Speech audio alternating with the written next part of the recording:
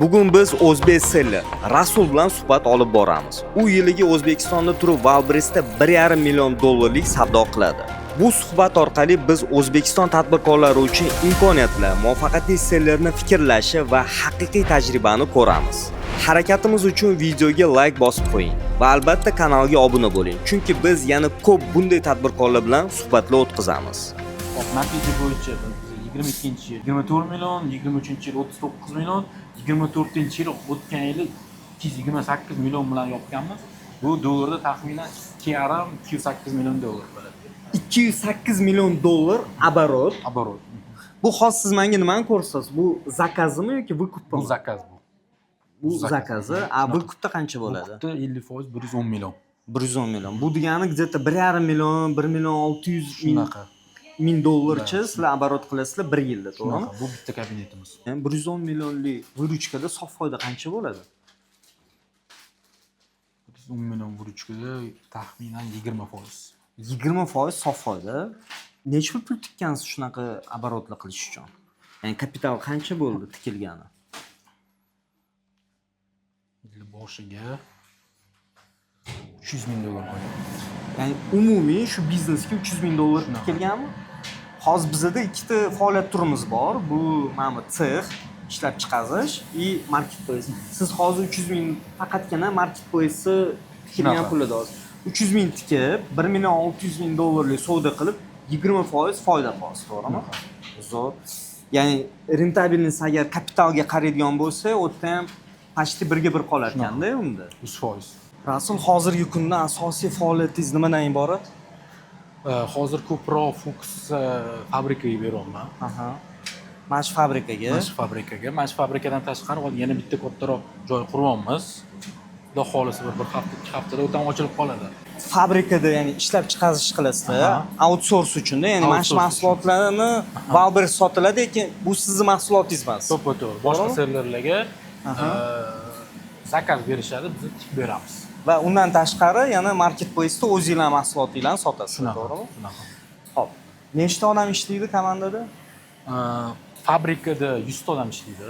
100 ta. Ya'ni tikuvchilar hammasi 100 ta. 100 ta. Wildberries 5 ta.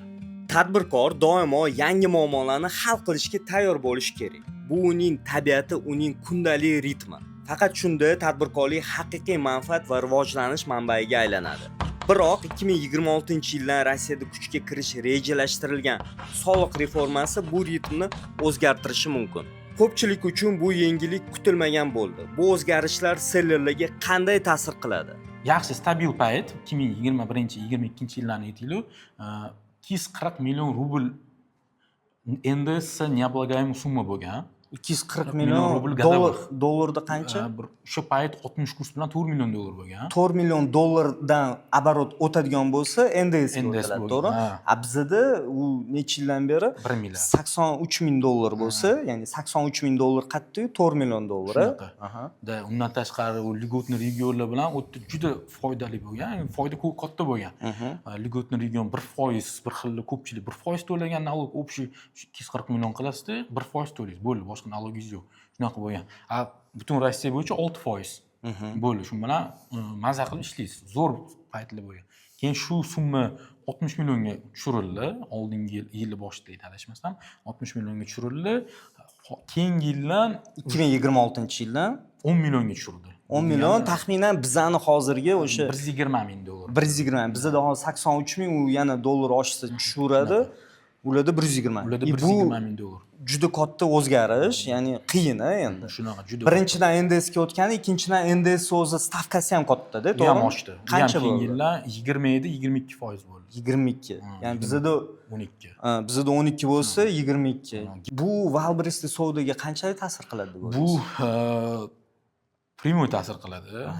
Bu nimaga olib keladi? Kichkina, средний и kichkina sellerlarni chiqib ketishiga olib keladi deb o'ylayman men.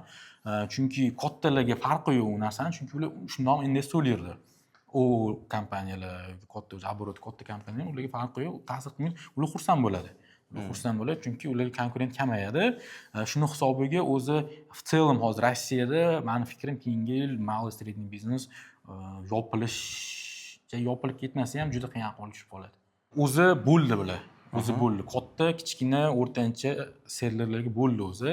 Qanaqa qilib individual условия degan narsa chiqardi yil boshida-da yiliga 5 million dollardan ko'p оборотga bo'lgan serverlarga hammasiga yaxshi условия qilib berdi. Bu ofitsialniy, Ofitsialniy rasmiy. bu narsa, ofitsialniy 5 milliondan ko'pmi alohida chaqirishadi, yangi условия. Hammaga keldi, individual условия keldi. Mana shu keyingi kvartalga, har kvartal bo'ladi, определённый anaqa berdi. Hammaga har xil условия beradi. Kimgadir o'shaning uchun individualniy. Kimgadir suvdan oshirish, kimgadir ushib berish. O'shanaqa qilsangiz komissiyani tushirib berdi. Hozirgi kunda mana o'zimda ham bor bu muammo, slot anaqa qila olmaysiz, postavka qila olmaysiz. Umuman qila olmayotgan payt ularda безграничный qilib berdi. Keyin komissiya, logistikani, хранение hammasini tushirib berdi. Misol uchun mana anaqa qilib aytaman, son bilan gapirsa, число bilan gapirsa, bizda 10 ming rublga sotsa, bundan 50% ni Wildberries olsa, ularda 500 milliondan tepa bo'lganlar 30% deyishdi. Men eshitganim, gaplashganim. Endi o'tda ko'pchilik konfidensialni gapirmayapti. Endi eshitib qoldik. 30%dan 30% qilib berdi fiksirni bizda 50 bo'lgan payt. 1 milliarddan kattalarga 15% qilib berdi deb aytishdi. Bu degani 3 barobardan ham ko'p bizdan уже yaxshi условияda, yaxshi narxda sota oladi. Biz u bilan уже вообще konkurent qila olmaymiz. Bir xil tovarimiz bo'lsa, umuman konkurent qila olmaymiz, narxini tushirib qo'yadi. Ancha tushirsa ham, lekin bizdan ko'p marjinallik bilan sotaveradi. Ya'ni bu degani, ya'ni kattalar yana kengayuradi, kichkinalarga yanada qiyin bo'ladi u kattalar bilan rivojlanib, konkurent qilish. Bu degani yangi kirayotganlarga undan ham qiyin bo'ladi. Yangi kirayotganlarga nimadir juda kuchli marketing, juda kuchli produkt, yaxshi kачественный produkt qilish kerak bo'ladi. Ana haqiqiy kapitalizm boshlandi. Oldindagi bemalol emas, defitsit tovarov yo'q, faqat hamma profitsit. Profitsit ya'ni tovar ko'p. Tovar odamlarni sposdan tovari ko'p. 1 million 600 ming dollar savdo qiladigan seller qanaqa metrikalarga, qaysi ko'rsatkichlarga doimiy holda qarab e'tibor berish kerak? Xo'p, bu ikki xil narsa bor. Birinchi o'rinda marketplace ichidagi narsa bor. Marketplace ichida qaraladigan, общий tovarni asatga qaraladigan narsa bor. Marketplace ichida keladigan bo'lsa, Wildberries'da mana shu yil ichida faqat ichki reklama ishlagani uchun DR bilan CTR ga ko'p ahamiyat beradi. O'sha bizning kartochkamiz ko'rinishiga, qanchalik odamlar qiziqligiga ahamiyat beradi. Bu bizning kartochkamiz bilan kачествamizni ko'rsatib bera olyaptimi? Bizning umuman shu narsani, misol uchun kiyimda juda tovarni biznesda unchalik emas, kiyimda juda bu eng global narsalardan bittasi.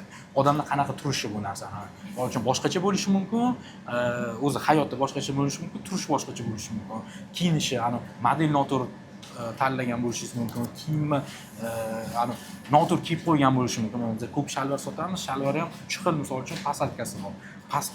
Pastga tushuntirib qo'yish mumkin, sal kattaroq bo'lishi mumkin. U уже umuman boshqa narsa bo'lib qoladi, odamlar qiziqmas bo'lib qoladi. Shu narsasi bor. Bu marketplace ichidagi narsalar. Tashqarisiga kelsak, постоянный. To'xtang, ozgina xulosa qilamiz. Ya'ni ko'radiganinglar DR, ya'ni bu reklamni xarajat. Reklamni xarajat. Qancha bo'lsa norma hisoblanadi? Endi bu ham har xil. Anaqangizga qarab, o'zingizga unitkangizga qarab hisoblaysiz. Biz 5% dan 10% gacha hisoblaymiz bu narsani. 5% dan 10% gacha normalni deb bilamiz. Ya'ni 1 million 600 ming dollar savdoda 5-10% xarajat faqatgina reklamaga ketadi. Bu DRR yoki tashqi reklama ham bo'lishi mumkin. Tashqi reklamadan odam olib kelganinglar yoki marketplace ichidagi boostlarni yoqish, misol uzunda masalan boost yoqamiz, shunaqa reklamalarni inobatga olganda sizlarda jam bo'lib 160 ming dollar. Ya'ni 160 ming dollar ishlatasizlar faqat reklamni xarajatiga. Xo'p, CTR bu degani ko'rgan pokazlardan keyin odamlar klik qilib kirgan, to'g'rimi? U qancha bo'lgan norma? Mana sizlarning holatingizda qancha? Bizda eng zo'r kartochkalarimiz 15% berardi, o'rtacha 7-6-7%. Esingizdami? Rasul aytgandi, uning Wildberries'dagi savdo komandasi atiga 5 nafar xodimdan iborat. Tasavvur qiling, bir oyda 200 ming dollardan ortiq savdoni bor yo'g'i 5 kishi amalga oshiryapti. Qiziq, ularning har biri nima ish bilan shug'ullanadi? Xo'p, birinchi o'rinda menejerim bor. Menejer, keyin menejer по поставкам. Menejer, u marketplace menejer kabinetga qaraydigan. Kabinetga qaraydigan. Ikkinchisi postavka, zakup bo'yicha shug'ullanadi. Postavka zakup bo'yicha emas, postavkalar qilib, Wildberries o'ziga postavka и остатка kontrol qiladi. U qaysidir artiklda tovar kamayib qolmasligi uchun. Keyin trend analitikamiz bor. И anaqamiz bor. Skladimiz bor Moskvada. Moskvada skladimiz bor, zav sklad bor. Ya'ni oldingi intervyuingizni ko'rganimda, u yerda aytilganda sizda partnyor bor edi. Shunaqa. U partnyor hozir mana shu 5 ta odam ichida bormi yoki u alohidami? U zav sklad. U Zav skladga sklad, qaraydi, Moskva skladga qaraydi. Sizni asosiy vazifangiz nima dedi? Rasul o'zining vazifalari haqida gapirishidan oldin yaqin kunlarda Wildberriesda yana bir yangilik bo'ldi. Endi Wildberries tovar kartochkalaridagi qoldiqlarni boshqalardan yashirdi. Bu o'zgarish natijasida tashqi analitik servislar ma'lumotni to'liq tahlil qila olmaydi. Nima uchun Wildberries bunday qaror qabul qildi? Ehtimol kompaniya o'z ichki analitik servisini ishga tushirib, shundan qo'shimcha daromad olishni rejalashtirayotgandir. Analitik servis qilib bo'lgan, o'zini analiz Wildberriesda Gem degan narsa bor. Har xil kategoriya boshida arzon 5000 rubl qilib qo'ydi. Keyin показательlarga qarab har xil anaqasi bor, tarifi bor. Mana marketplace nima bo'ldi hozir? Wildberries men sizga aytib beraman, nima bo'lgan narsasi. Birinchi в ширину o'sdi. Yangi sellerlarni, yangi klientlarni yig'di. U narsa to'xtadi, bo'ldi, уже anaqa qaytdi orqaga. Bu yil bo'yicha 7% ham kamayibdi.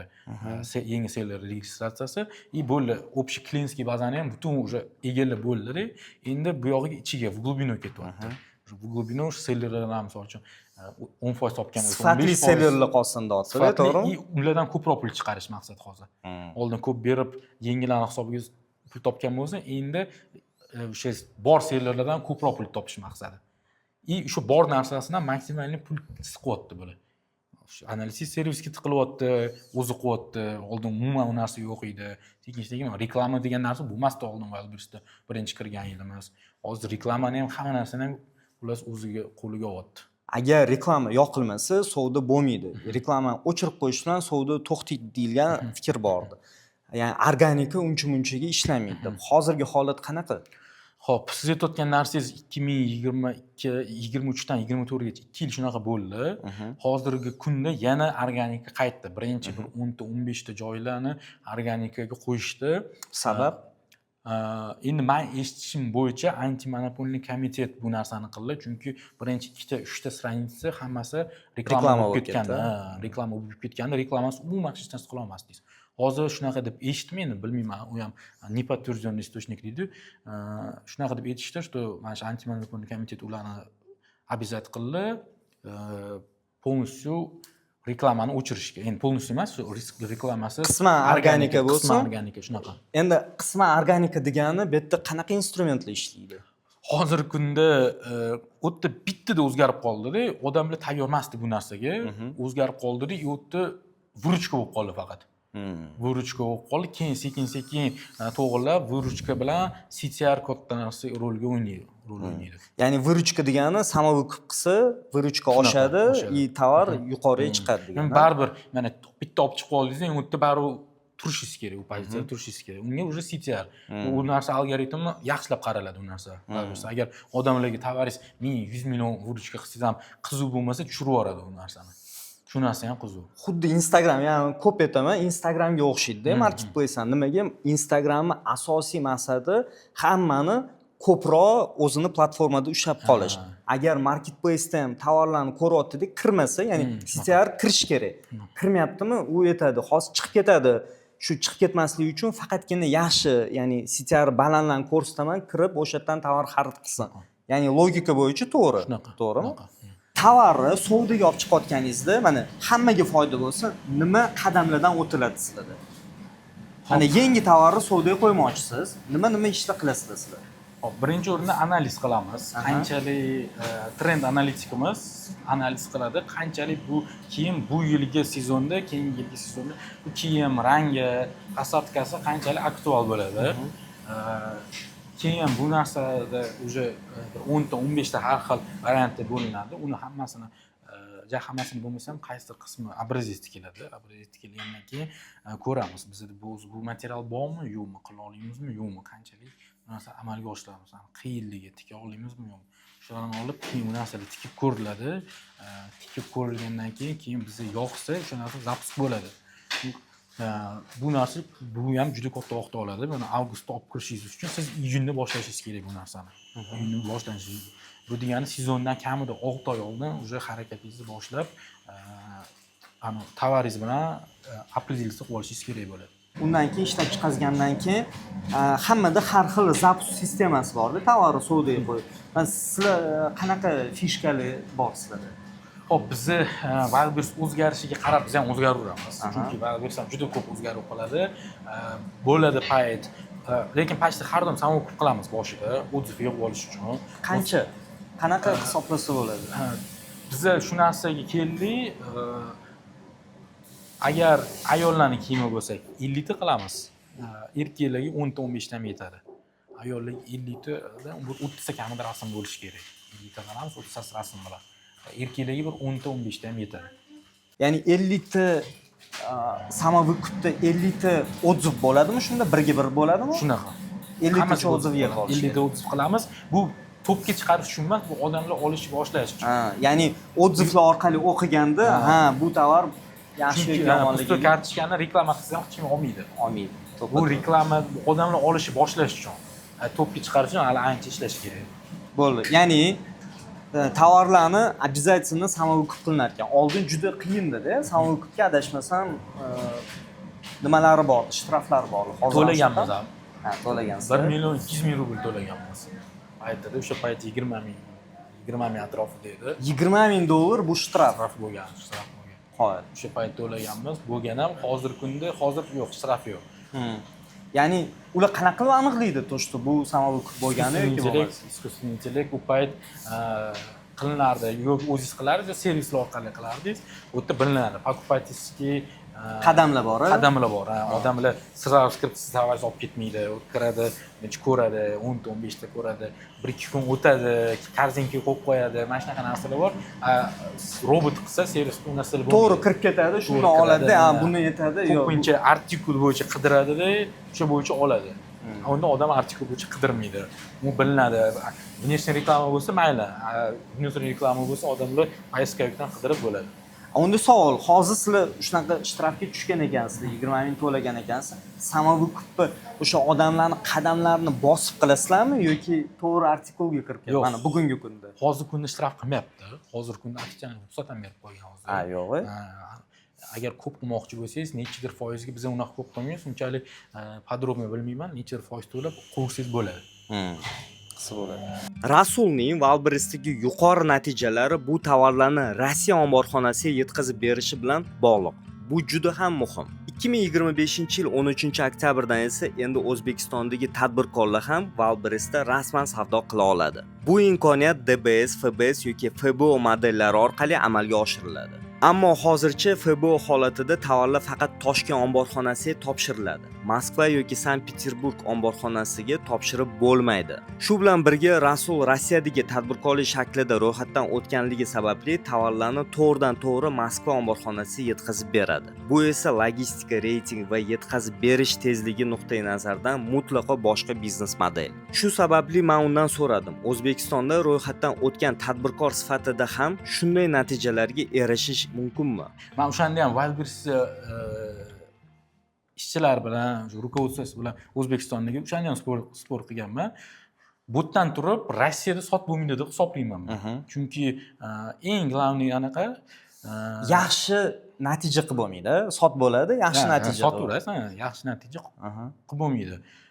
Chunki u yerda hozir Wildberries'da уже Wildberries Rossiyada, SNG, umuman SNG davlatlarida klient kaprizli bo'lib qolgan. Juda kaprizli bo'lib ketgan. Juda katta faktor bu yetkazib berish muddati. Bizda adashmasam 10 kunmi, 12 kun o'tadi. Bu ham tezlashgani. 10 kun, 12 kun ichida. Chunki baribir biz Евразийский союзda emasmiz. Biz bemalol jo'natamiz, u уже rastamoshka qilish kerak bo'ladi. U birinchisi o'sha shuni hisobiga endi bilmayman, tovaringiz juda kuchli bo'lishi kerak, nimadir bilmayman, qanaqa bo'lishi kerak. Kutish kerak uni. Odam 12 kun, nimaga imенно 12 kun sizni tovaringiz kutadi, anta o'zimdan zakaz qilsa bir kunda keladi. Undan tashqari shunaqa narsa qilib qo'ydiki, bu narsani bizdan turib bilish mumkin emas. Gosuslugi degan narsa bor. Bizning MyGo'ning analogi. Wildberriesdan chetdan zakaz qilishingiz uchun siz Gosuslugida registratsiya qilib, Wildberriesga adaptatsiya qilishingiz kerak bu narsani. Через Wildberries Gosuslugida registratsiya qilishingiz kerak, и подтверждать qilishingiz kerak. Kimga kerak bu narsa? Gosuslugida registratsiya bittadan, misol uchun, qo'pol qo'ygan futbolkani zakaz qilish uchun hech kim borib MyGo'dan kirmaysa, to'g'rimi? Shunaqa qilib qo'ydi. O'shaning uchun botdan turib, men o'ylamayman, u yerda sotish mumkin, yaxshi sotish mumkinligini. O'zbekistonda turib, O'zbekistonda sotishim, uni o'ylab ko'rsa bo'ladi. Endi unga qanchalik Wildberriesga bizani bozor qizuvligi bog'liq. Uni kuzatish kerak bo'ladi. Qanchalik bular uzun bilan o'zi to'g'risini aytaman, unaqa bozor katta emas bizada. Marketplace bozori kichkina. Hali kichkina. Adashmasam, oldingi yili men anaqa danni berishdi menga $300 million qilibdi. Uzun marketplace'ni o'zi. Wildberries $60 milliard qilgan. 2 barobar farq. Shunaqa. 2 barobar farq. Qanchalik bu Yandex kirdi. 300 millionni hozir 3 ga bo'lish qanchalik bularga qiziq bo'ladi-yu. Agar hozir mana shu yerda qisqacha xulosa qiladigan bo'lsa, O'zbekistonning YTTsi bilan, misol FBS orqali ishlaydigan bo'lsam yoki FBO bo'yicha ishlab tovarlarimizni Toshkent omborxonasiga topshiradigan bo'lsa, bilan hozirdan katta natija kutish sal xatoroq bo'ladi, katta fokus qaratish ham, to'g'rimi? To'g'ri. Men bu narsani o'ziga kerakli instrument qilib ishlatsa bo'ladi. Qaysi anaqada misol uchun internet magaziningiz bo'lsa, nimadir bo'lsa, men Wildberriesda dostavka qilib qarasangiz bo'ladi. Misol uchun o'zingiz qiynalayotgan bo'lsangiz, bu narsani organizovat qilishga mana shunaqa qilib ishlatsa bo'ladi. Ko'pchilik shunaqa ham Rossiyaning ichida ham shunaqa qilib ishlatadi. Mana trafikka boshqa joydan keladi. Trafik Instagramdanmi, saytdanmi, har xil joydan keladi. Buni marketplace'da как logistika qilib ishlatiladi. Bizga nima foyda bera olasiz? Qanaqadir tablichka yoki servislardan foydalanganingizda shuni bersangiz, obunachilarga ham foydali bo'ladi. Shu nima deydi? Tizimlashtirish servisini bera olaman. Nima beradi u? Bu sizni har kungi suvdingizdan kelib chiqib, hamma rasxodlaringizni hisoblab, foydangizni bera oladi. Bu degani siz har kuni foydangizni hisoblay olasiz. Misol uchun oldin bir hafta kutardik, u вообще bizni foydaga kirdimi yo'qmi? Shuni bilish uchun hozirgi kunda bu narsalar oson qo'yilgan. API degan narsa bor, o'shani mana shu anaqaga servisga qo'ysangiz, o'zi avtomatik har kuni hisoblaydi. Logistikasi qancha bo'ldi, o'shanga qarab siz narxingizni o'ynata olasiz. Agar misol uchun birdaniga logistika oshib ketgan bo'lsa, siz sразу narxingizni ko'rasiz shundan ko'ra foydangiz agar ham ketayotgan bo'lsa, sразу narxingizni oshirishingiz mumkin. Bu mana bu yerda operatsion rasxod bor ekan. Operatsion rasxodni qayerdan oladi? Bu faqat marketplace xarajatlarini inobatga oladimi yoki tashqari biznesdagi qilgan xarajatlaringizdan inobatga oladimi? Bu pul avtomatik narsa. Mana bu yerda qo'l oladigan narsalarni hammasini oladi. Operatsion rasxodni o'zingiz kiritasiz. O'zim kiritaman. Shu savolim bor. Operatsion rasxod bilan nalogga foizdan kiritsangiz, u yog'ini o'zi hisoblab ketadi. Bitta shu narsani kiritadi. Bunda zo'r narsa. Hamma narsani ko'rsatadi. Чистый прибыль bilan ROI'ni ko'rsatadi. Sразу hammasini bemalol ko'rasiz. Platniy priyomkalaringizni. Chunki bu narsani Wildberriesdan oladigan bo'lsangiz, u oddiy biznesmenni u narsaga aqli yetmaydi. Finansiz kerak bo'ladi. Bu narsa unaqa qimmat ham turmaydi, $100 turadi oyiga. Shu bitta buni abonentskisi $100 o'rtacha. Tasavvur qiling, oyiga $1000 oladigan finansiz bajaradigan ishni bu ilova atigi $100 ga bajaradi. Juda samarali vosita. Havolasini Telegram kanalida qoldiraman. Bundan tashqari tovar xarid qilish jarayonida sizga tannarxni aniq hisoblab beradigan kalkulyator ham kerak bo'ladi. Shunday kalkulyator borki, undan Uzum va Yandex sellerlari ham bepul foydalanishadi. Bu kalkulyatorning havolasi ham Telegram kanalimizda joylashtiraman. Kirib sinab ko'ring. Haqiqatda ham ishingizni yengillashtiradi. Tushundim, ya'ni siz strategiyaga javob berar ekansiz, bu yerda turib produktga javob berar ekansiz. Asosiy hozir qilayotgan fokusingiz menga aytganingiz bo'yicha Yevropaga chiqmoqchisiz, imенно TIX mana shu ishlab chiqarayotgan mahsulotlarni eksporti bilan. Shunaqa. Nimaga bu degani Wildberriesdan fokusi sal ketyapti. chunki savdolar past bo'layotganligi uchunmi? Uni oldin bilmayman, aytdimmi yo'qmi, 26-yil gaplashdik-yu, qiyin bo'ladi Rossiyada. Qiyin. Birinchidan risk kamaytirib, bitta bozorga qarab qolmaslik. Bu eng yomon narsa. Hech qachon bitta bozorga qarab qolish kerak, chunki biznes iqtisodiyot bilan politikaga juda bog'liq. To'g'rima-to'g'ri bog'liq. Geopolitikani shuning uchun yaxshilab, hamma biznesmen geopolitikani bilish kerak deb hisoblayman. Hozirgi kunda ko'rib turibmiz, nostabil holat bo'lyapti. O'tda. O'tda nostabil holat bo'lyapti Rossiyada. Shuni hisobiga baribir stabilroq, ham kattaroq bozorga kirish. Bu undan tashqari o'zi kattaroq bozorga kirish. Har doim men nima qilsangiz ham mana boya aytdingiz, hamma o'zingiz ham aytdingiz, odamlarga faqat shu tepaga chiqish, topga chiqish, boshqa chiqish. Topga chiqqaningiz bilan baribir bozor ob'yomi bor. Bozor ob'yomini inobatga olmasangiz, uning topga chiqasini boshqa qilasizmi? Bozor urilasiz baribir. Patologiyada Yevropada qolmaysiz. Praktik patologiya. Masalani aholi juda ko'p. 500 million aholi bor. Общий agar VPni olsangiz, u bilmayman 100 ming barobar ko'p bo'lsa kerak. Ya'ni hozir endi marketplace sohasiga emas, mahsulotlarni eksporti bilan shug'ullanish yo'nalishi bo'yicha nima qilasiz? O'sha tajriba bormi? Endi nimaga shunaqa fikrga keldingiz o'zi? Chunki men ko'pchilikdan eshitaman, tekstil juda og'ir, qiyin, ko'pchilik yopilib ketyapti. Yopilib ketayotganlarni ham mana sizdan bugun eshitdim. Rossiyaga ko'proq urg'u berganlar yopilib ketgandi. To'g'rimi? O'shanga siz diversifikatsiya qilib, Yevropa tomonga mo'ljal qilasiz. Rossiya bilan o'z ichki bozoriga ko'pchilik urg'u berganlar, bir xil bizda fabrikalar bor edi, faqat ichki bozor bilan ishlaydilar. Ular manimcha yopilib bo'ldi ham. Qolgan bo'lsa, 100 kishilik 150 kishilik fabrikalar, 10 kishilik, 15 kishilik sex bo'lib qoldi. Mana shunaqa qilib hisobiga to'xtab qolish. Bu undan tashqari o'sish deb bilaman men, katta o'sish deb bilaman. Yevropaga chiqish bu qiyin, tekstil qiyin. Yevropa undan ham qiyin. Endi o'zimiz ishlab, shu O'zbekistonning produktlarini kачествосini oshirib, shu qiyinchiliklardan o'tsangiz, baribir keyin maza qilasiz. Boshda qiyin. Men mana shu narsa o'yladim, o'zimga challenge deb qilib bildim. O'sib, mana shu Yevropa kачествосiga chiqish. Chiqdinglarmi Yevropaga? Yo'q. Nimaga? Mana benchmark bo'lish kerak, kimdadir o'xshash kerak. Yevropaga chiqqan, o'shanga sizlar intilayotgan bo'lishi. Bormi shunaqalar? Bor. O'xshayotgan zo'r natija. Katta kompaniyalar, fabrikalar bor. Bir xillar bor. Ular ko'pchilik tanimaydi, chunki ular целенаправленно shu bitta klient bilan, bitta davlat bilan ishlaydi. Germaniya bilan, Italiya bilan ishlaydiganlar bor. Bor unaqalar. Unaqa keyslar bor, unaqa misol uchun yo'llar ham bor, bir xillar bor fabrikalar. Shu aytganimdagi faqat Polshaga sotadi, faqat Yevropaga sotadi. Unaqalar ham ko'p. Bu imенно O'zbekistondagi fabrikalar, to'g'rimi? Shunaqa. Bir xillar qo'rqadi. Qiyin deb o'ylaydi. Qiyin, o'ziga yarasha qiyin. Biznesmen odamga qiyin degan narsa, men uchun unaqa narsa, unda biznesmen bo'lmaydi. Qiyin deganda bizani hozirgi misol uchun o'zimizning milliy bozorlardagi sotuv xaridorlarning talablari bilan o'tdagi xaridorlarning talablari ancha farq. Ya'ni kачествоda, tikilish choklariga juda ahamiyat berishadi. Ish shtrafni qo'yib tashlashadi deyishadi. Ya'ni ularning gapida jon bo'lsa kerak, shu ular kuygan, shu shtraflarni olishgani. Sizga endi shu ehtiyot bo'lib, shu kontraktlar qilayotganda hammasiga e'tibor berishingizni xudo xolasa. Endi agar Wildberriesga qaytadigan bo'lsak, bizni hali bir necha marta ozgina odamlarning motivatsiyasini tushirib qo'ygan bo'lishimiz mumkin-da. O'shanga nima maslahat bera olasiz? O'zi kirish kerakmi bu sohaga, bu marketplace savdo qilishga, aynan Wildberriesga yoki yo'q? Kirish kerak. 100% kirish kerak. Agar savdoda bo'lsangiz, kirish kerak deb bilaman, meni fikrim.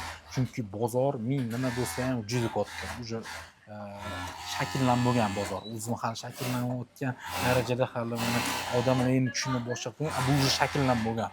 Oddiy mana summarni qarashingiz ham, Wildberriesdan tashqari misol uchun Ozon bor. 200 million dollar bilan bizda hamma uzun. Kimdan ishlasangiz, hamma uzunchi, uzun bo'ladi. Bu yerda 60 milliard. 60 milliard. 200 barobar farq, juda katta narsa. Juda katta. Bizda top sellerlar qiladigan natijani oddiy sellerlar ham qiladi. Wildberriesda. Bu top sellerlarni bizda bilmayman. Juda katta setslar ham qilmasa kerak. To'g'ri. Endi bozor kattaligiga. O'zi hozir eng asosiy savolidan bittasini beraman. Yoshingiz nechida? 25, 26. 26da va Xudoga shukr mana shunaqa natijalar qo'yapsiz. Bu sex o'zingizga tegishli yoki arendaga Bot o'tyapsizmi? arenda, o'shaning arenda chiqib ketish maqsadida shu o'zimiz joy qurdik.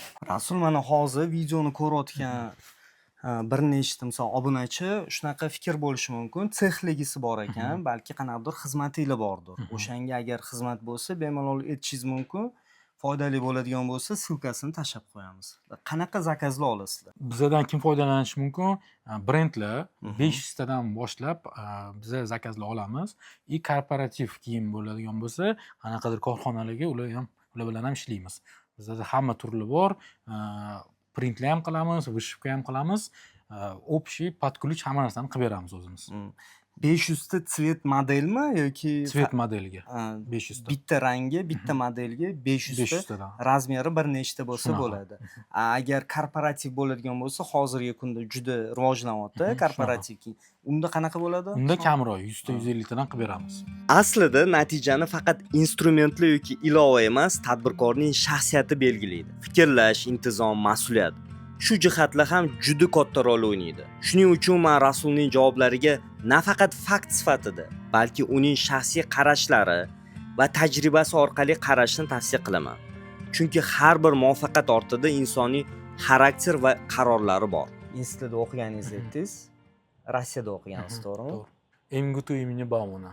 Qanchalik shu sizga yordam bergan mana shu hozirgi marketplace'da sizni muvaffaqiyatga erishayotganingizga? Bu birinchi o'rinda injener bo'lganimiz hisob-kitobga katta foyda bergan. Keyin u qiyin bo'lganining hisobiga shu mana shu qiyinchiliklardan o'tishga qanaqadir immunitet shakllangan. Qiyinchilikdan qo'rquv yo'qotgan, masalan, qiyinchilikdan qo'rquv yo'qotgan. O'shaning uchun bemalol qo'rqmasdan hozir Yevropaga ham chiqamiz davomimiz, chunki qo'rquv yo'q. Mana shu tavakkal bilan ishimizni bitkazish maqsad. Endi hisob-kitob, tavakkal, ishlash. Hozir shu seller degani, hozir seller biznesmen hozirgi kunda yashash kerak. Men bir sex ochganimga o'zi 3 yil bo'ldi. 2,5 yil bo'ldimi? 2,5 yil bo'ldi. Shundan beri faqat biznes bilan yashayman. Faqat 24 ga 7 xayol biznesda. Unaqa 24 ga 7 ishlamasam ham hozirgi kunda ham ertalab voqli demayman, voqli tura olmayman unaqa. Bir 10 dan 8-9 kechgacha ishlayman. Ham modda ham kerak bo'lsa ishlayman. Unaqa kunim har kunga bir xil emas, chunki har xil muammo chiqadi, har xil shu ish chiqadi. Bir kun bankka borish kerak, bir kun qurilish qilamiz, qurilishga borish kerak, bir haftada bir marta marketplace'da nima problem bo'layotganini bilib qo'yaman-da. U yoq qolganiga в основном mana shu fabrika bilan shug'ullanaman. Ishdan tashqari boshqa qo'shimcha, misol hobbilar, oilaga vaqt yetadimi? Masalan, seller bo'lsa, odamda boshqa ishlarga vaqt yetadimi yoki yo'q? Endi topishga majburmiz. Chunki birinchi o'rinda yaqin uylandim o'zi. Yaqin o'zi dekabrda 1 yil bo'lmadi hali, yaqin uylandim. Endi unga ham vaqt ajratishga majburmiz. Qilishimiz kerak bizning vazifa. Ota-onamga, ayolimga baribir vaqt ajratamiz. Hobbiga vaqt yo'q lekin. Yo'q. Hozir hobbiga umuman o'zim sportga, futbolga qiziqardim, hozir umuman vaqt topolmayapman. Abonement olib qo'yganman, 1 yillik bir 6 oy o'tib ketdi shekilli. Men Vyetnamga borganda bir nechta rus tadbirkorlar bilan tanishdim-da. Hammasi juda sportga ahamiyat berib nima qilishyapti. Ya'ni ularda biznes va sport birga yuradi, chunki yaxshi sportda o'zini ko'rsatgan odam disiplinirованный bo'ladi. O'shani biznesda ham to'liq qila oladi. Ya'ni bizda ham hozir trend bo'lyapti. Biznes bilan shug'ullanayotgan odam обязательно qaysidir sportga borishadi. O'shanga, ya'ni siz o'tda bo'lgan bo'lsangiz, bu narsalarni ko'rgan bo'lishingiz kerak. Ular juda ahamiyat berishadi hozirgi kunda sportga. Safarlarga chiqishgacha imkoningiz bormi? Mana meni safarim u menimcha ko'pchilik motivatsiya bera oladi. Chunki bu yil o'zida adashmasam 12 ta davlatga bordim. Zo'r, mashallah. Bu yil o'zida Shveysariya, Fransiya, Germaniya, Polsha, Xitoyga bordik. Xitoyda 4 ta shaharga, Gonkongga bordik. Filippin, Yaponiyaga bordik. Tursiyaga почти har oy Rossiyaga, Moskvaga boraman. ko'pincha u ham dam olish emas, hammasi biznes bo'yicha boramiz. Yevropaga mana shu выставкаларga, Xitoyga mana shu ish o'rganib, yangi nima texnologiya, yangi texnika, yangi qanaqadir trendlarni o'rganishga borganmiz. Rossiyaga nimaga har oy borasiz? Rossiyaga zaказчиклар bilan ko'rishishga baribir men onlayn bo'lgan bilan boshqa bo'lgan bilan baribir odamiylik qolishi kerak. Baribir ko'zma-ko'z, ko'z-ko'zga tushganda boshqacha bo'ladi baribir. Bu narsa долгосрочный отношение, долгосрочный biznesda juda katta rol o'ynaydi. Ular kelishadi, men boraman, u yerda har xil bu kelsak shu birga dachalarga boramiz. U yerda ham xuddi shunaqa kutib olishadi. Xullas, уже men zaказчиклар bilan o'rtoq bo'lib ketganman. Почти hamma zaказчиклар bilan shunaqa отношение, даже katta kompaniyalar ham уже yaxshi yaqin bo'lib ketganmiz. Bu joylarda o'qishga yoki qanaqadir klublarga a'zo bo'lganmisiz? Marketplace bo'yicha o'zi ko'p olmaganman, ko'p kurs, chunki vaqtim ham yo'q unaqa. Ko'p narsa o'pitni bilaman. Olganim juda katta rol o'ynagan. 1 yillik kurs olganman. 8 oyligida adashmasam, 2 yil oldin edi. Marketplace bo'yicha ruslarda olganman. U juda katta foyda bergan. Nimasi zo'r bo'lgan? Sizga nimasi yoqqan? Birinchi o'rinda berayotgan bilimi, berayotgan bilimi, gaplashgan O'zbekistonda endi xafa bo'lishmasin, u tadbirkorlar bilan gaplashsam, ular berayotgan narsani bizda juda ko'p katta tadbirkorlar ham bilmaydi. Ular berayotgan marketing, ular berayotgan finans bo'yicha modulni men ko'pchilik ekonomist bilan finansist bilan O'zbekistonda gaplashganman, bilishmaydi. Ular berayotgan ko'p narsani ulardan o'rganganman. Upravleniyada ham xuddi shunaqa ular qilayotgan struktura, sistema bizda sekin qilinyapti endi. Shu joyda savol berib ketsam bo'ladimi? Mana kurs zo'r bo'lishi mumkin, haqiqatan zo'r bilimlar olgan bo'lishingiz mumkin, lekin siz u bilimlardan foydalanganmisiz yoki yo'q? Ya'ni men bu yerda ko'p eshitaman-da, zo'r joyga borishgan va zo'r narsalar eshitdim deyishadi, lekin qilishmaydi u narsani.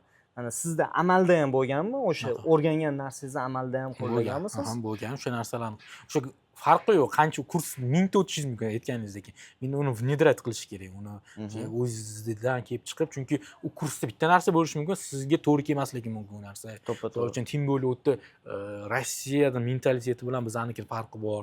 Biz o'sha narsalarni adaptatsiya qilishga harakat qilganmiz, qarayapmiz. Hamma narsani baribir 100% ola olmaganmiz, chunki qila olmaganmiz просто.